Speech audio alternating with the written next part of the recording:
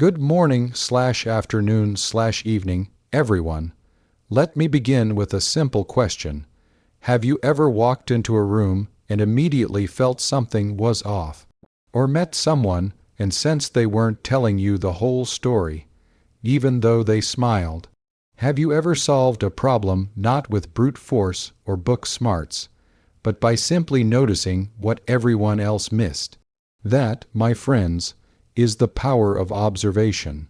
Today, I want to talk to you about a skill that's often underestimated, rarely taught, and yet essential in every walk of life: the skill of observation. Observation isn't just about seeing, it's about noticing, interpreting, connecting dots, being present. It's about engaging deeply with the world, not letting it rush past us in a blur. In the next 20 minutes, we'll explore how observation can dramatically improve your personal life, your career, your relationships, and even your creativity.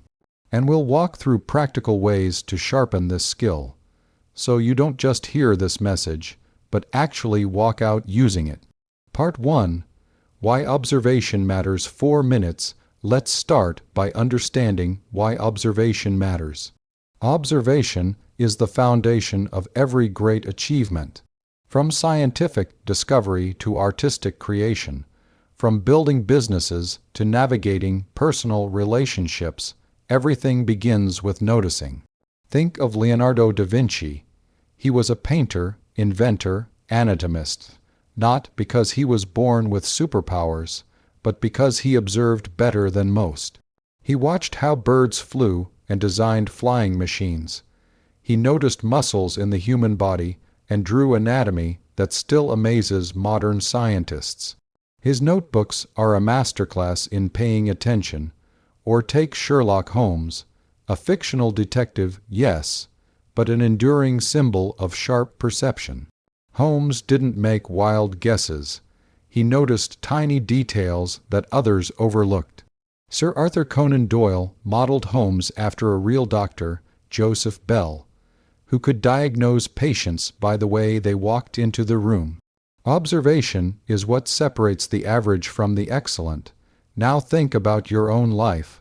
What could you solve? What could you achieve if you just noticed a little more? Part 2. What we miss. 3 minutes. Here's the truth. Most of us are missing far more than we realize. Studies show that we take in only a fraction of the information available to us. We're bombarded with data, and our brains filter out what it thinks is unimportant. But what if we're filtering out the exact clues we need? We've become so focused on multitasking, rushing, and reacting that we've stopped seeing. We check our phones during conversations. We zone out in meetings.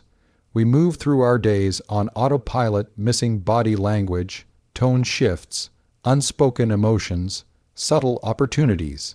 And it's not just the external world. Many of us don't even observe ourselves. We ignore our stress until it turns into burnout. We miss patterns in our moods, habits, or behaviors.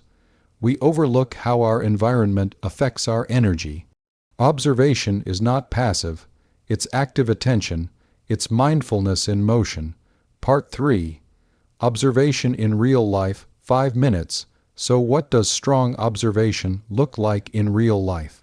In business, it means noticing customer pain points before they complain. It means picking up on team dynamics without being told. Great leaders don't just hear reports. They see the tension in a room, the spark of a new idea, the hesitation in someone's voice. In relationships, it's noticing when someone's "I'm fine" doesn't match their eyes.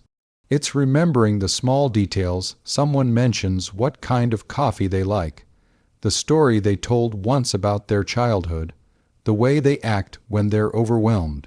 Observation makes people feel seen, and that is the beginning of trust.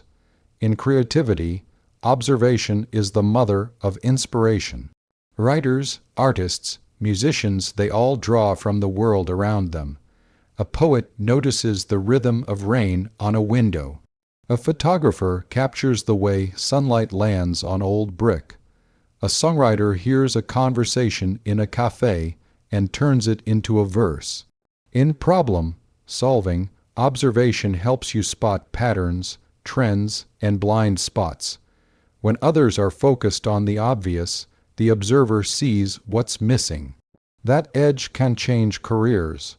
You see, observation is the seed of insight, and insight changes everything. Part 4. How to improve observation skills. 4 minutes. So how do we become better observers? Here are a few powerful ways. Slow down, you can't observe at high speed. Build margin into your day. Take time to walk slowly, eat mindfully, talk without rushing. Reflection opens your senses. Limit distractions, put your phone away sometimes. Sit with someone without checking notifications. Give your full attention. Observation thrives in focus. Use all your senses, don't just look, listen, smell, feel, notice textures, temperatures, sounds. A good observer engages the entire body, not just the eyes. Ask questions, curiosity sharpens observation. Ask why something works the way it does. Ask people how they're really doing. Observe without assuming. Take notes, carry a notebook, or use your phone's voice recorder. Jot down odd moments, beautiful scenes, things you noticed that others didn't. Reviewing them will train your mind to notice more. Practice mindfulness. Try sitting quietly for 5 minutes each day. Notice your breath, your heartbeat, sounds in the background, thoughts passing by. This daily discipline boosts observational awareness dramatically. Play observation games. Try looking at a scene for 10 seconds, then looking away and listing everything you saw. Or change one item in your room and see if someone notices. Make observation fun. Like any skill, it improves with intention and repetition. Part 5. The deeper benefit. 2 minutes now. Let me tell you a secret. When you improve your observation skills, you don't just notice the world more, you start experiencing it more fully. Colors become richer. Conversations become deeper. Beauty becomes more visible. Pain becomes more understandable. Time seems to slow down. Observation grounds you in the now. It opens your eyes, yes, but also your heart. It makes you a better thinker, a better creator, a better friend, partner, teammate, and human.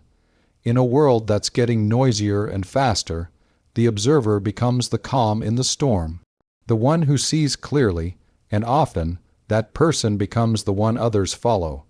Closing. 2 minutes, so here's my challenge to you. Starting today, commit to noticing more. When you walk out of this room, don't just walk, observe. Notice the light, the expressions on people's faces, the sound of your own breath, the color of the sky, the energy of the moment. When you speak to someone next, really look at them. Don't just hear their words, observe their tone, their eyes, their pauses. And when you're alone, don't just scroll. Reflect, pay attention to your thoughts, your patterns, your joys and your discomforts. You have the power to sharpen your awareness, to become someone who doesn't just move through the world, but engages with it deeply. The world is filled with clues, connections, and opportunities. Most people miss them. You won't, because you're learning to observe, and that, my friends, changes everything. Thank you.